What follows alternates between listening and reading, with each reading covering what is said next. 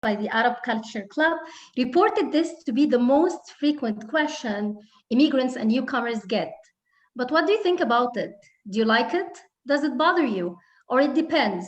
And if you're a local Canadian, why do you ask it to people? So welcome to the Arab Culture Club online event. My name is Maha Tantawy. I'll be moderating the event of today. The event is going to last for 1 hour until 7. It is titled as Where Are You From? Between the asker and the responder. We will be recording it. You can type in your questions in the box. And if you have a specific question to one of our panelists or to our guest speaker, you can type in their names. We have to unmute to mute our audience to have a smoother connection. And in case of any unexpected technical difficulty, we will ask you to turn off the videos as well. So today we're having a very distinctive guest speaker, Dr. Kathy Holtmann. Dr. Kathy is an associate professor of sociology at University of New Brunswick in Fredericton. She is also the director of the MMFC Center for Family Violence. We're also having very eminent panelists. We're having Bernadette Fernandes, who is a global connector and an entrepreneur from Saint John. Bernadette moved to New Brunswick from Portugal many years back. We also have Zina Aljaratli. Zina is a supporter to the maritime community and an ambitious entrepreneur in Moncton. She was born and raised in Aleppo, Syria. We also have Mohamed, who is a community leader and an entrepreneur from Fredericton. Mohamed was born and raised in Egypt, and he moved to Fredericton in 2016. So before we start this very interesting discussion of today, I'd like to share with you a video. The video was prepared and presented by Dalal Taqi. Dalal Taqi is one of the co-founders of the Arab Culture Club as well, and I hope that you're gonna like it. I'm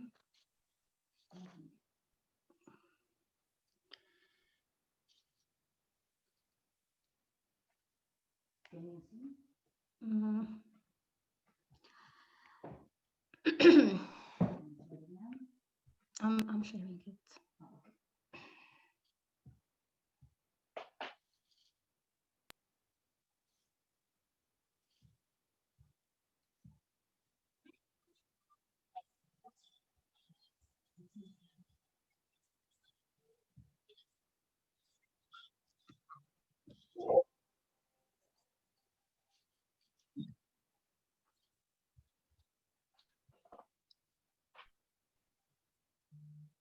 Were 3 out of 4 people who received it in a positive way.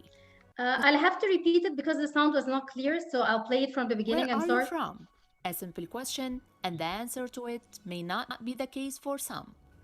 In a survey conducted by the Arab Culture Club on nearly 50 people, where are you from tops the list of questions that immigrants receive, whose reactions varied between welcome, neutral, or unacceptable. So there were 3 out of 4 people who received it in a positive way. So, have you ever received this question, or did you ask others? What were their reactions? These and other questions were posed to a number of volunteers. Let's watch this report together to discover some facts. Where are you coming from? That's a question I've been asked quite often. And I've been asked like 1,000 of times where I'm from. What is the most frequent question you have been asked? Where are you originally from? Where are you from? What are you doing here? So the obvious answer is, where am I from? The first question after that is probably, why did I move to Canada? And now, how do you feel when someone asks you, where are you from? For me, it's just an opportunity to share about me, about my culture, and I'm really fine with that. For me, it's just a curiosity. I don't really like that question all the time. I actually prefer the question, what is your cultural background, or what is your heritage? I actually like being asked where you're from because it gives me the chance to tell the story of my own path as a student or as an immigrant. I feel that I'm so proud. I'm telling them that I'm Egyptian. Super proud to say where I'm from. Why do you ask this question? Where are you from? Kind of small talk. I would ask, where are you from? Because it's a very easy place to start. It's a very easy icebreaker. One is to break the ice, and the second part of it is that I can ask Canadians or whoever is asking me things that I'm curious about them, and that gives me the openness to talk to them. On what depends your perception for that question?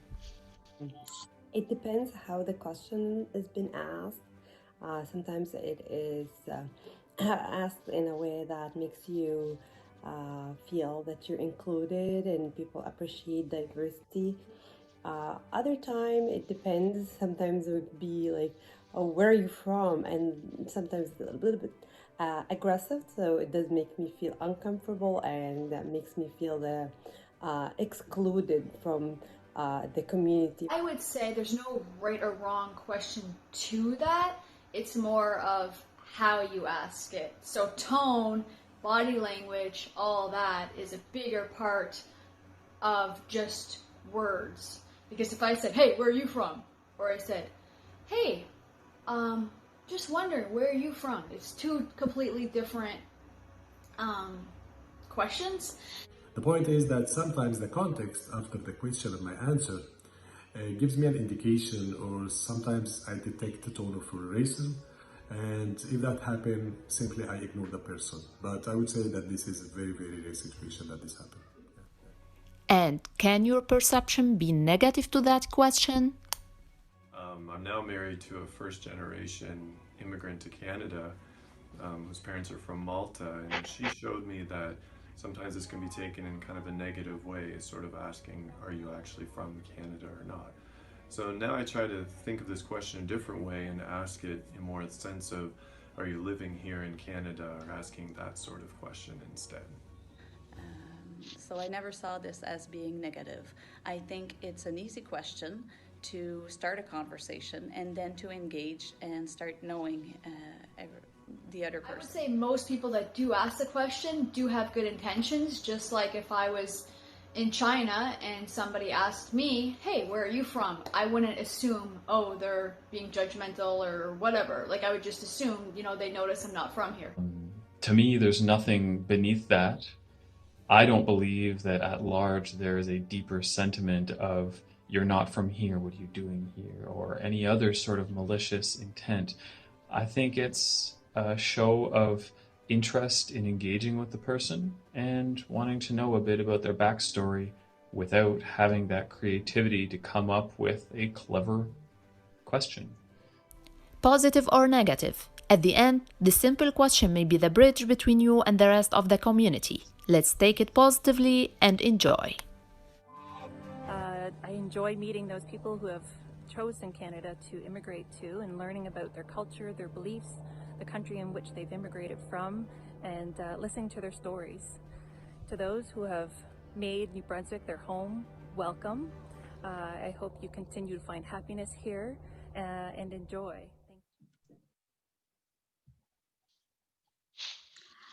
Oh, so wow, what an interesting video. So I'm going to start here by asking Kathy, what do you think, Kathy, triggers this question? Is it because of a different accent? Like, it was reported in 88% of the respondents to the survey that we did, that accent was the main factor in triggering this question, or sometimes it can be physical appearance. And why do you think local people can ask someone, where are you from? It's a very good question. And I think to give it some context, I think we should think about the history of immigration to New Brunswick. And we're experiencing, I think, a wave of immigration that the province hasn't seen in a long time. So most of the local born Canadians here, their ancestors immigrated many, many, many years ago. And the country really was limited to the migration of largely Western European immigrants up until the 1970s, when the Canadian immigration policy changed. And then the rest of the country saw quite a large migration of folks from Asia, Africa, other parts of the world. And so, sort of the discrimination that was built into the Canadian immigration policy changed in the 70s. But we didn't see that kind of migration, or at least folks who came in those years didn't stay here. And it isn't until the last, I would say, decade, 15 years, that we've seen an upswing in the proportion of immigrants in New Brunswick. And that's largely been because the government has worked very hard to attract immigrants here in response to labor market demands and the changing demographics of our population. So it's only been very recently that New Brunswickers have had to live in a province that's growing more diverse. And, that certainly is the case in cities and less so in rural New Brunswick. In the rest of the country, the proportion of immigrants to the native-born population is really quite high. So at least, 20% of the Canadian population is foreign-born, and so that's a really high percentage. But here in New Brunswick, that's far, far lower. And so I think initially people are not used to that. It's something relatively new. I would agree. I think accent plays a huge role in that, and research has shown that that is a prominent reason why folks tend to ask that question, because they don't sound the same, and then certainly folks look different, and particularly with the recent immigration of folks from Syria and many Muslims who have come, and particularly Muslim women, are what I call a doubly visible minority. So women who choose to wear hijab, they are obviously folks that are not Christian and are different from the local born population. And so I think there's a lot of the reasons for this question come from the history of migration in New Brunswick. Thank you, Kathy. So let me go to one of our panelists, Bernadette. So Bernadette, let me ask you, you've been living here for a very long time. Do people ask you where are you from? And why do you think they would ask you, where are you from? Thank you, Maha. They do ask me, actually. But I think that people ask me this question now, after having lived here for a very long time, for very different reasons than why they asked me then when I first immigrated as a child. And even in between, like when I returned from middle school in Portugal, or as an adult when I studied and worked abroad. As a child, the question was asked perhaps more frequently because there were very few immigrants, certainly much fewer than now. There was practically no diversity in St. John. And so we stood out in every way imaginable. Visually, linguistically, we had an accent, our culture, our family name. And visually, as a child, I remember I didn't fit in the main categories, which at that time were white and black. I was olive-skinned, and with the exception of a few Greeks and a few Italians, the only olive-skinned people were Lebanese. But they were all third-generation immigrants. So in every other way, they had already integrated. For example, they spoke perfect English without an accent. And even though they maintained their cultural differences, their traditions and social gatherings, they had integrated pretty seamlessly in school and work. So they only stood out visually. I remember learning that most Blacks in St. John were mixed. And I had never noticed that because to me, everyone was different. I was different, everyone was different. And so we were all the same, in the same boat, so to speak, through our differences. And then in probably in my early 20s, I had gone on a photo shoot wearing lots of makeup and my hair curly. And I took a taxi home, and the driver, he didn't ask me where I was from, but he asked me if I was an Eatman. Now the Eatmans, it's a surname, and it was a pretty common name in St. John. and they were Black. And the driver said, mixed like you. And I remember feeling pretty proud that the driver thought I was an Eatman. And like I was finally happy, or I was happy, not finally, but I was happy that I finally fit in. And so I didn't actually correct him. I'm just like, yeah, part of the Eatmans. And that was just like a turning point for me, that we were all really the same through our differences. Linguistically, we spoke Portuguese. That was our mother tongue, and growing up, and still to this day, I speak Portuguese with my mom and, my family. But there were only 3 Portuguese families here when we arrived. And I mean, we spoke French because my sister and I were born in France. But coming from France, our French was very different than the French being spoken here. So we got asked the question of where we were from a lot. We never said we were from France. Funny enough, we were always just from Portugal. And at the time, like not speaking English, which none of us did, was a big problem for my parents, especially for my mom, because my dad had a job with the Italians, which is why we immigrated in the first place. And given that Italian is also a Romance language, and my dad had, also spoke French and Spanish because they had lived on the border of Portugal and Spain. He was able to understand and learn very quickly.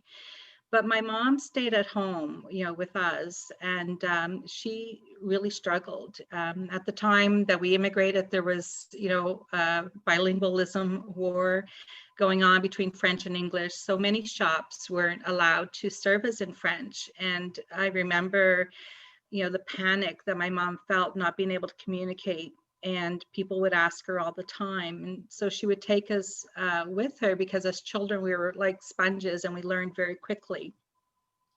And then at home, we met some families that were French speaking, and we gathered with them, and along with the 3 Portuguese families. But because of French being taboo for so many years, they were already starting to insert a lot of English words into their French language. And so we would still end up not being understood or being able to understand. So we got asked the question at that point a lot. From an accent perspective, I don't actually remember having an accent, but my parents did, and neither my teachers nor my friends could understand them. And so I would often get the question, not so much where are you from, but where are your parents from?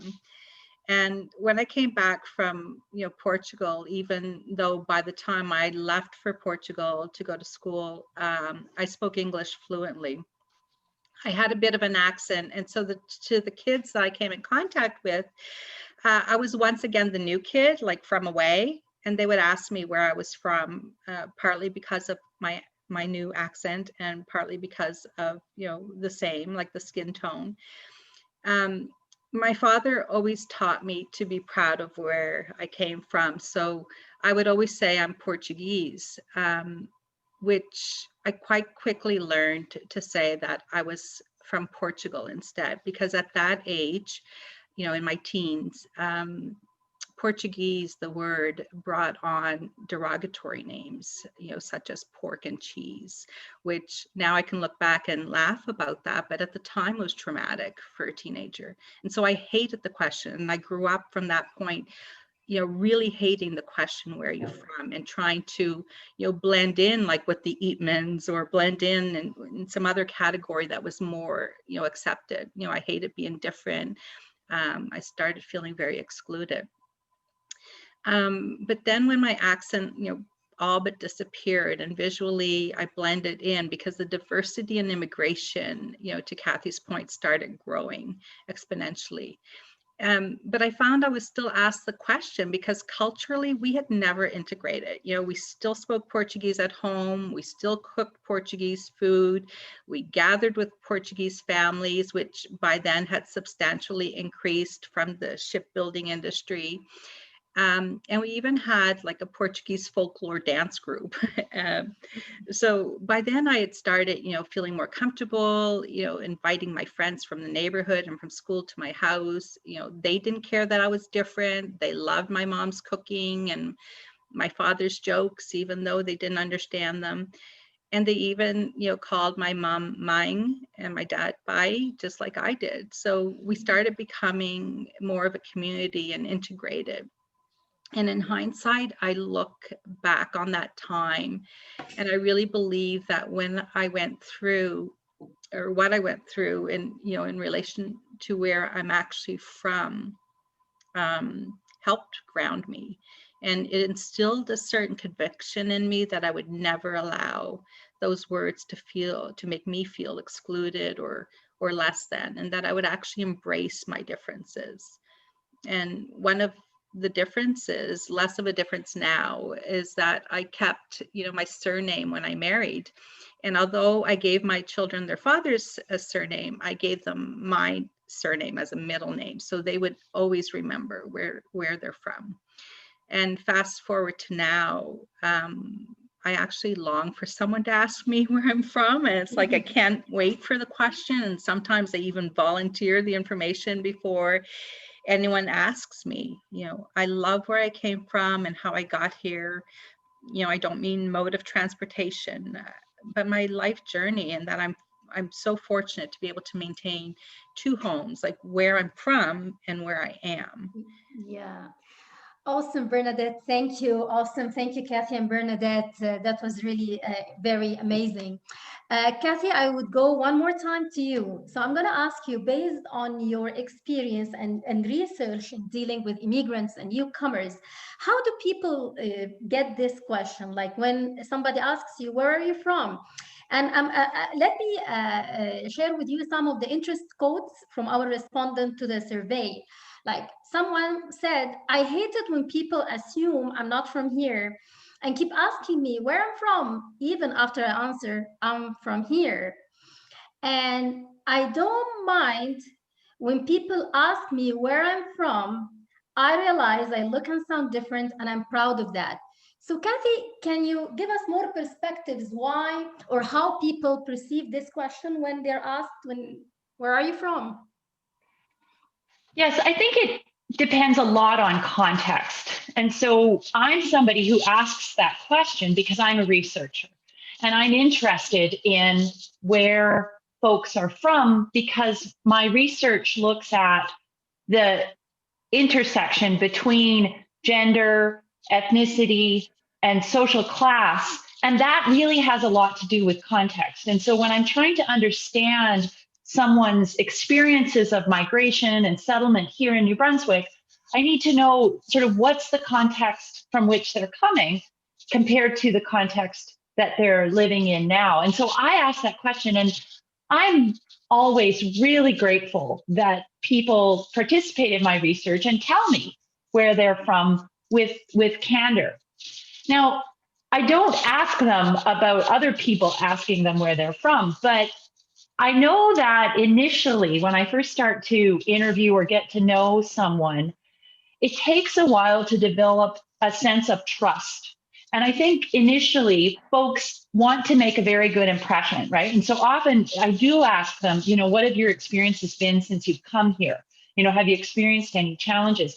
And some folks will tell me, but a lot of people are a little bit hesitant because they want to make a good impression, right? Like they want to say, oh, I love being here. Canada's great.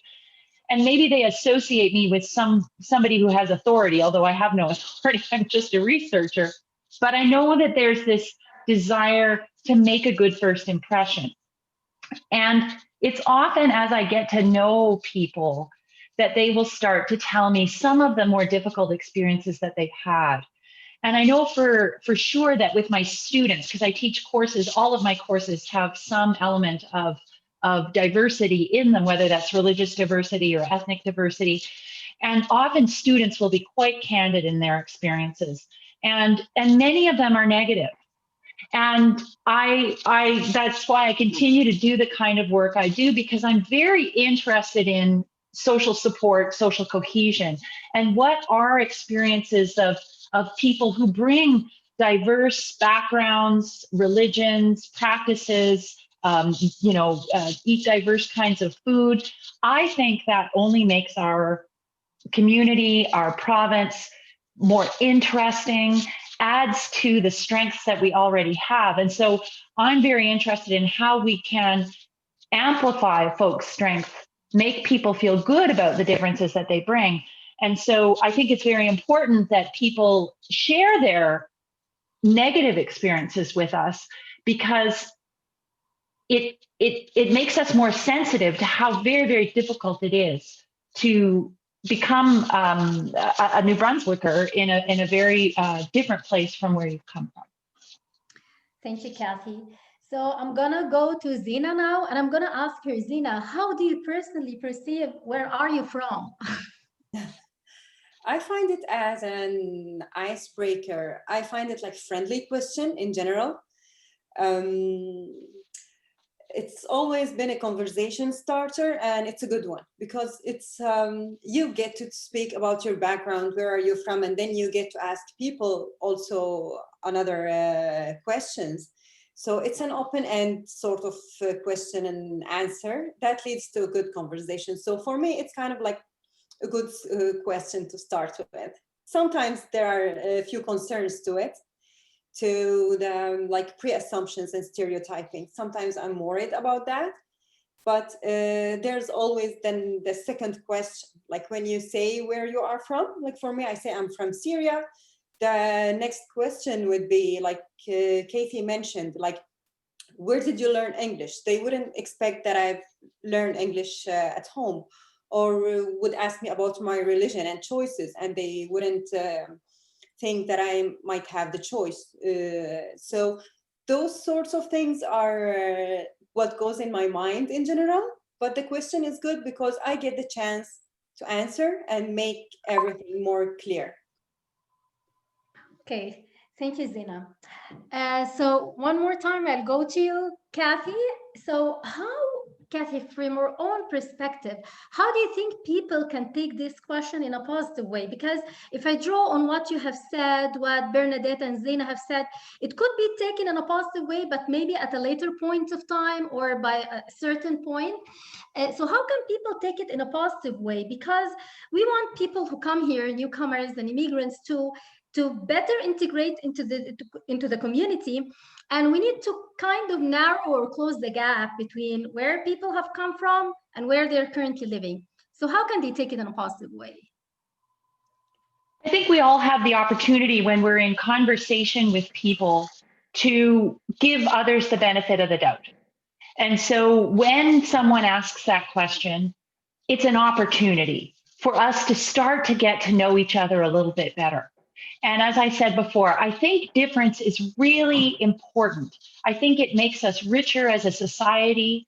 We learn from each other, and we learn to do things differently and maybe even improve. And so the opportunity to really get to know somebody who's different is an important opportunity for all of us. But it requires people then to tune in with their own comfort or discomfort with difference. And for some folks, difference is threatening, and it makes one feel insecure when I don't know how to talk to this other person. But generally, if we start, as Zina said, just kind of get to know each other, be interested in the other person, it starts to create a bond. And so, welcoming that question and using it as an opportunity to get to know Canadians better, or to show that you're interested in the differences between each other and learning from them. I think that kind of a stance creates an openness in a conversation. Now, of course, it requires two people, and sometimes the person that asks that question is not really interested in learning about the difference. And then it takes some strategic understanding how to deal with that. But I think generally to be open and to honestly and genuinely try to learn from the other person's differences or their own experiences of being different is a good first step. Thank you, Kathy. So I'll go to Mohamed now and I'm ask him. I guess Mohamed, probably you've been asked, where are you from, right? So how, Mohamed, did you take it in a positive way, and how did it help you better integrate into the Canadian community here in Fredericton, or the Canadian community? And did it really help you to kind of narrow the gap between where you were born and raised and here in Canada? Thank you, Maha. Good evening, everyone. So I don't want to repeat what my colleagues said about the question, but I have, like, let's say 2 points to reflect on in this. First one, like, as we said, it depends. It depends about the context of the question. It depends the body language. And as Kate Doreen said in the video, and she is like a local artist from Moncton, she said, and she already practiced the different voice tones of how you said the question, which is makes the answer completely different. So again, it depends on the way you say the question or you phrase the question and the context. For the answer, it's also vary. So for myself, I take 2 approaches of the answers. If I don't like the way the question was asked, I always answer in a way like, if I am in Toronto and someone asks me, where are you from? I will say I'm from New Brunswick. If I am in New Brunswick, I will answer I am from Fredericton. And if someone in Fredericton asks me, where are you from? I said I am from the north side. You know, I will never give him the answer he is looking for. Yeah, but honestly speaking, and I am not bragging about this, when I have the question rephrased on the right way, like also Enda said on the video, like, what is your cultural background? For me, as a person who came from Egypt, I would love to say so, because it opened the conversation. Like the next question I have after I say I am coming from Egypt, oh, it's on my bucket list, it's on my wish list. Have you been to the pyramids before? So it's like a nice icebreaker when it comes to an open and continue the conversation.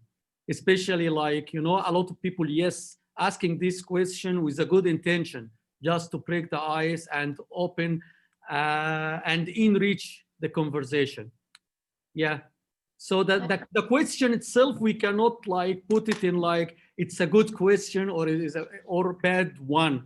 It's again according to the way of asking, the body language, context, and also we need to be smart when we answer the question. Thank you, Mohamed. Maybe that I would like to comment on something in Kathy's response, like to get out of your comfort zone a little bit, or to feel somehow uncomfortable. And that would lead to the next question that I would like to ask to Kathy, like being or getting out of this comfort zone. Would it happen, Kathy, that at some point of time, after living away from where you were born and you spent most of your life, and you stay in a country for a while, would it happen that you ask yourself, where am I from? And is this kind of question, do you perceive it to be positive here, or it can reflect a kind of internal conflict or struggle or uncertainty? And how can this internal conflict, or what we call getting out of your comfort zone, can lead to something that is more positive? Thank you, Maha. I think that's a great question. And I've been thinking about it a lot because many of the people that I have spoken with over the years actually have that experience. And so they either have lived other places before they've come to New Brunswick, and so they actually have experience living in multiple places, or they have an experience of living actually in 2 places. So what I call transnational lives or transnational families. And so, you know, they may live here part of the time, they may live somewhere else the other part of the time, or part of their family lives here in New Brunswick, while others live elsewhere. And there's frequent communication and frequent travel between these places. And in my own experience, I was born in just outside of Winnipeg. Manitoba, and I moved to New Brunswick 30 years ago, and I travel hugely when it's not COVID. I travel quite frequently back to visit my family, and we stay in constant communication. After a few years of living here, I don't sit in Manitoba anymore, but I'm also always going to be somebody who's from away here in New Brunswick.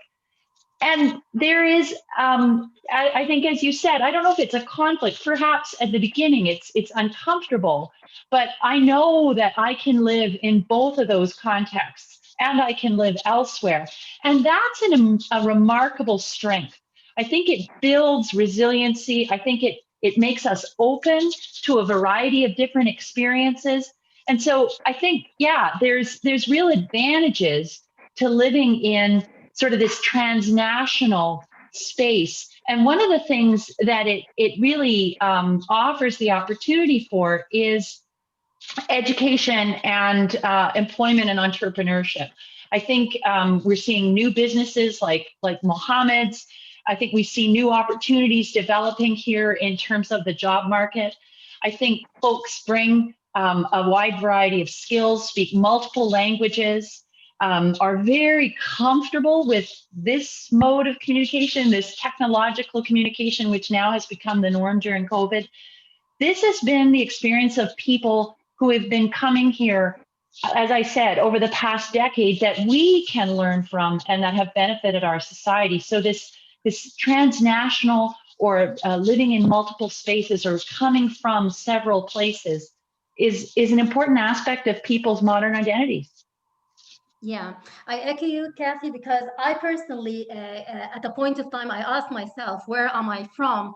And I totally agree that being in your comfort zone is not always good. You have to get out at a point of time to see more opportunities. And I think the greatest gift from living in another country is the ability to develop empathy and understanding for the backgrounds of different people, and how could this bring a more diverse and at the same time inclusive, a community that includes everyone. So thank you, Kathy. So I'm gonna start now. We've got a lot of questions here from our audience, so I'm gonna start presenting the questions here. The first one is to Bernadette. So Bernadette, someone is asking you, did that affect your career so far, being different? Like being different, how did it affect your career, and did it affect it in a positive or a negative way? Well, I always like to think of the effect as in everything in life being positive. I choose to look for that, positive impact or effect. But I remember, again, when I was maybe in university, I was quite young still, and I was applying for a government job, and I actually couldn't apply because first preference was given to born Canadians versus, at the time it was what we called a landed immigrant status, now permanent resident. The funny thing is, like, I started getting a little bit, I don't know what the word is, but just a little sour about that. So I actually never got my Canadian citizenship, and not because I'm not proud of, I feel like I'm a Canadian anyway, but I was almost like rebelling and saying, well, let's fix the problem, which is not really like taking away our right to vote if you're not, a Canadian citizen, or like, not having the same access to employment. And it has given me this opportunity to see what other newcomers are going through now when they try to, I guess to Mishka's point about employability, a lot of times it's not really the immigrants' attitude, but the employer's attitude. And so for me, like, it's interesting for me to see, even though I'm what I always call an old comer, I get to see what it feels like to be a newcomer and not have, or have some accessibility challenges. But when I started my own company, then no, I felt like I had more control over it. So there weren't, like, the differences became very positive. Oh, like, you speak 5 languages, or oh, you do this or you do that. And so my difference became an asset versus, you know, a hindrance. Thank you, Bernadette. Thank you. And then we have a very interesting question here. It's not targeted to someone in specific, so anyone could handle it. So what does it mean when people ask you, where are you from, even after you tell them, I'm from here? How does it feel like when you tell someone, I'm from here, and then, where are you from? So who could handle this one? I could answer this question. Okay. Thank you, Zina. It didn't happen to me because I'm obviously not yet from here. But I've been in through an incident that I asked someone this question and they said, I'm from here. So I recall that at this time, I saw this person with features that indicate that they're not originally Canadian, that they have different roots. And I very quickly made the assumption that they're not Canadian.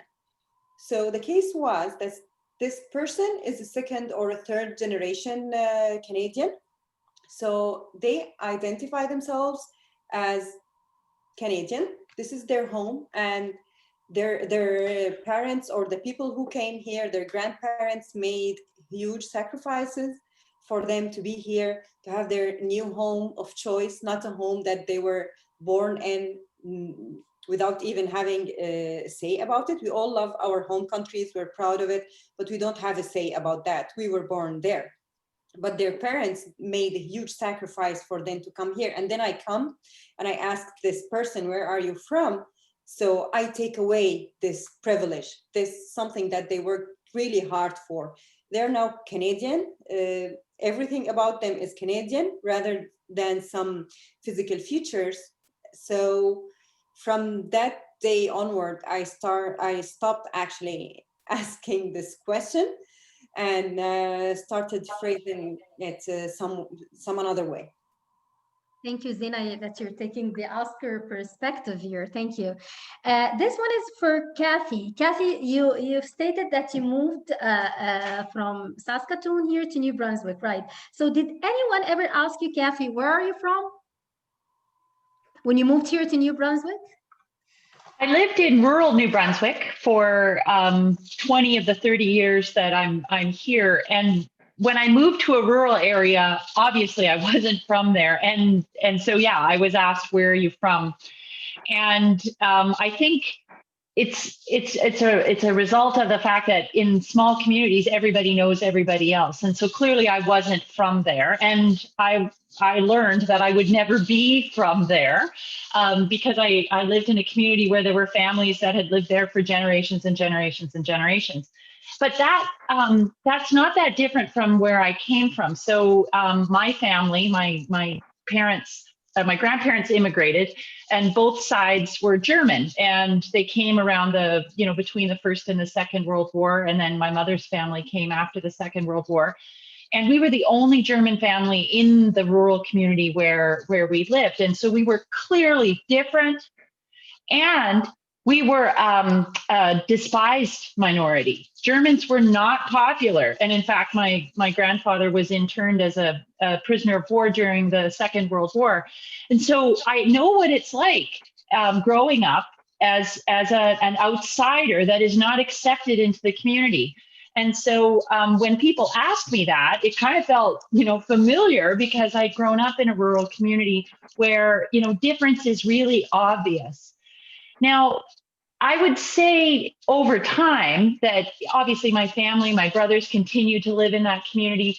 My family feels comfortable, but it took probably at least a generation or two before that happened. And that's unfortunate, because Canada wouldn't be Canada without our tremendous diversity that is a result of migration. And I think someone pointed out in the comments, what does it mean to be Canadian? And I think that's really a very, very important question, and something that I address in my own research, because I think, yes, we are Canadian, and we're Canadian because we're diverse.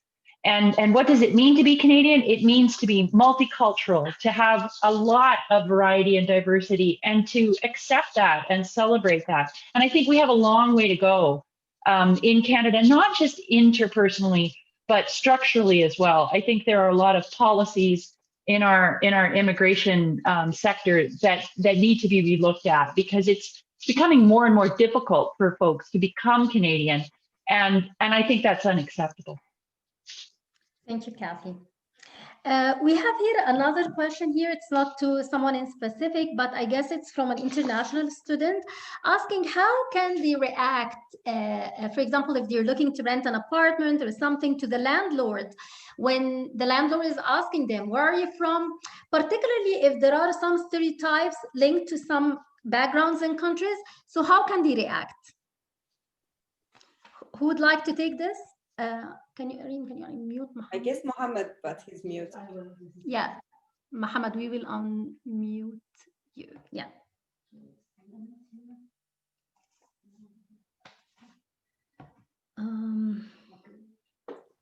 No. Yeah, now. Yeah, Mohamed, you can talk now. Thank you. I know Sorry. you always want to keep me on mute. No. Yeah. So the thing is, like, again, it's the answer for this question is very sensitive and need to be like, you have to handle it in a very clever way. Like, because you might take it in a bad way and the person who asked the question has a very good intention. But if you answer putting in consideration a bad intention, so you are the one who start taking the conversation in the wrong way. So you always have to answer this question with a good intention. For myself, my name is Mohamed. So when I first introduce myself to anyone, because of my name, despite my European look, they could feel like, okay, Mohamed, where are you from, Mohamed? So I know that because of my name, they put already a stereotype and they start like, okay, my name is Mohamed, I am African, I am from Middle East, and I am a Muslim. So, and I sometimes say Allahu Akbar. So it's like, they phrase you and frame you in the worst frames they have sometimes. But yes, when you are approaching to do some business, to have some relation, to finalize deal with someone, and he start with asking you, where are you from? You can just answer it the easy way. Like, as I told you, you can even say, I am from Canada. I am from this province. I am from this city. I am from that street even. I am a neighbor. I am an old neighbor to you here, but I want to move to this place because I think this is a better neighborhood. So if he keep asking, no, I want to know, where are you from? So, it's depend on the context. But our rule, or the best way to take this question, always take it in the good intention till the person who asked the question prove that he has different intentions. Okay. Because even in Egypt, even in our own country, when I am in Egypt and met someone for the first time, he asked me, where are you from? Because maybe he's from Cairo and I am from Alexandria. Like, so it's a common question even with the people who are from the same country and they know they are from the same country. So we cannot phrase this question as a bad intention question. Okay. Thank you, Mohamed. We have another question here. So I'm someone who grew up globally and my accent is North American and I don't have very strong ties to one place. I'm not Caucasian. Where are you from is a confusing, bothering question for me. I hold an Indonesian passport, but I feel more New Brunswicker than anything else. So I guess here the question is, who is Canadian? People get confused, and who is a Canadian and who looks Canadian? So I guess the point of the question here that sometimes for people even who don't identify or who don't have ties to a certain place, maybe they have lived in multiple places, this kind of question might be very confusing. So how can they handle it? I can answer this. Okay, Zina, thank you. this also take me to another incident that I will answer. I will tell you the incident. I just want to raise a point. Like when someone comes to a new country, there are stages to resettlement. Like people, until they adapt, there is stages. Like first they feel lost, and then the transition, and third is the adaptation. And adaptation stage comes with defining their identity, which is linked to the question here. For many people, that success is directly tied to their ability to adapt in their perception of their identity in this new cultural context. Let's say a small example, someone with an engineering degree or a doctor, when they will come to Canada, they find themselves, they need to train again. They need to attain Canadian work experience. They might need even survival job. Also about the skin color. I lived in 2 different countries. One of them is Canada and another country. Here I'm considered colored. I have olive skin, but there I was considered lighter skin. Okay, so that's the cultural context. So another thing, it's about their choices and decisions. When you see people when you first come to a new country, you find people with different opinions and choices than yours. So at first, people who come usually start feeling isolated and feel how those people are thinking in this direction, or how did they make this choice, or how would they approve that? And then driving the conversations and understanding other people's perspective take you to 2 results. First result, maybe sometimes you will support those ideas that you were originally refusing. And the other part, you might at least just accept it because you know what's behind this idea. And it works the best when you are surrounded by local rather than your own people or ethnicity. So one day, my son came to me. He was born in Saudi Arabia, lived in Bahrain, and immigrated to Canada, and we are originally Syrians. So he came to me with this hard question, and he's only 8. Like, Mom, where am I from? So I told him, you have Syrian roots, but you'll be Canadian. So you're Syrian Canadian. Okay, so he's trying to find his identity, but it's not typical because he was born in one place, lived in another, immigrated to another, and with a different roots. So I guess it's how we identify ourselves in this new cultural context. If that answers the question. Thank you, Zina. Thank you. We're getting a lot of questions, and I'm trying to address them within the time frame that we have. So maybe, Kathy, you would take the lead on this one. So do you think talking about the negative experiences that some immigrants and newcomers have, or some of the hard feelings that they might get from being asked, where are you from, is important to create a kind of a more inclusive community here in New Brunswick? Do you think that we should be talking more about this? Yeah, I think that non-immigrant New Brunswickers need to hear about the impact of the relationships that we have with newcomers.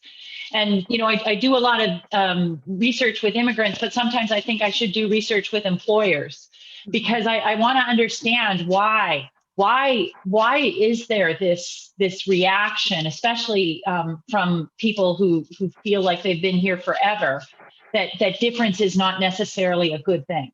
But I don't do that. I talk with New Brunswick, or I talk with immigrants, and I more and more my own research is about creating partnerships between immigrants and Canadian-born, usually service providers in the field that I'm working in, and I think there's a shift. I think now that we are experiencing more diverse societies. I think now that people are hearing that we have to be culturally sensitive, we have to be culturally competent, we have to understand diversity. There is a greater openness, but I really think, yeah, there is a long way to go. And creating that, someone spoke about empathy. You know, trying to understand that when someone is coming to a new context where everything is different from what they experienced, maybe from where they had their education, that's an enormously challenging experience, and it requires a great deal of strength and resiliency. And as Mohamed said, people have to be strategic in how they interact. And many folks who are born here haven't had that experience. And so I think they need to understand that this is very challenging, and that, you know, if we want to thrive as a province, we've got to get better at working together with people who are different from ourselves. Okay, thank you, Kathy. So there is another comment here and question here. So if "where are you from" can trigger some kind of negative feelings or negative comments, what do you think an alternative question could be asked and would not be perceived in a negative way? Is there any alternative to "where are you from"?